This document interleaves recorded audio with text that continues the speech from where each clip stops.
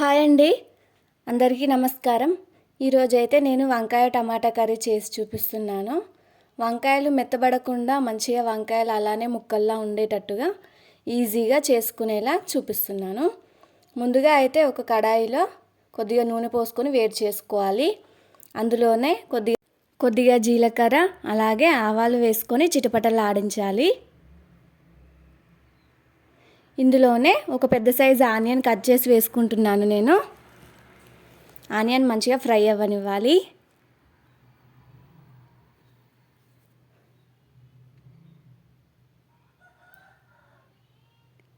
ఇలా ఫ్రై అయిన తర్వాత ఒక 5-6 పెద్ద సైజు పచ్చిమిర్చీలు కట్ చేసి వేస్తున్నాను.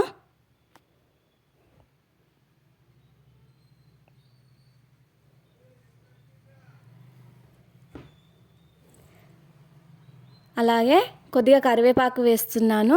ఈ వంకాయ టమాటా కర్రీ పచ్చిమిర్చిలతో చేసుకోవచ్చు, లేదంటే కారంతో కూడా చేసుకోవచ్చు. మీకు నచ్చినట్టుగా చేయండి, ఓకేనా. నేనైతే ఇప్పుడు పచ్చిమిర్చి అలాగే కొద్దిగా కారపొడి కూడా యాడ్ చేస్తాను. ఇప్పుడు వక్కల్లా కట్ చేసుకున్నవి ఉప్పు నీళ్ళలో వేసుకోవాలి. మనం వంకాయలు కట్ చేసుకున్న తర్వాత నల్లబడతాయి కదా, అవి నల్లబడకుండా కొద్దిగా వాటర్లో ఉప్పు వేసుకొని ఈ కట్ చేసుకున్న వంకాయ ముక్కల్ని అందులో వేసుకోవాలి.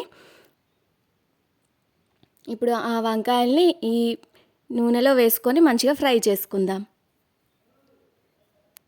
ఇప్పుడు ఆ వంకాయల్లో వెంటనే ఉప్పు వేయకుండా అవి కొద్దిగా మగ్గిన తర్వాత ఇప్పుడు ఒక 2-3 పెద్ద సైజు టమాటాలు కట్ చేసి వేస్తున్నాను నేను.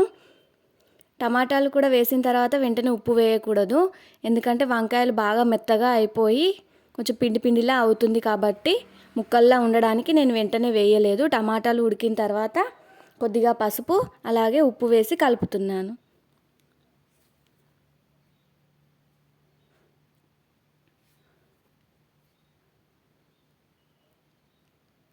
మంచిగా ఉడకనివ్వాలి. ఇప్పుడు ఇందులోనే నేను ఒక 5-6 పెద్దవి వెల్లుల్లి రెబ్బలు కచ్చాపచ్చగా దంచుకొని వేస్తున్నాను. చూడండి, ఫ్రెష్ వెల్లుల్లిపాయ పేస్ట్ వేస్తున్నాను. ఎప్పటిదప్పుడే ఫ్రెష్గా వేసుకుంటే టేస్ట్ బాగుంటుంది, అలాగే హెల్త్కి కూడా మంచిది. ఇప్పుడు కొద్దిగా కొత్తిమీరాకు వేస్తున్నాను. దీన్ని మంచిగా కలుపుకొని మగ్గనివ్వాలి.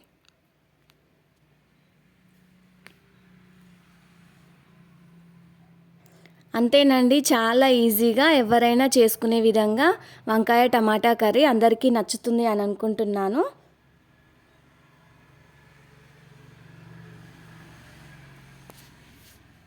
నచ్చితే లైక్ చేయండి, షేర్ చేయండి, అలాగే సబ్స్క్రైబ్ కూడా చేయండి. థ్యాంక్ యూ ఫర్ వాచింగ్ అండి.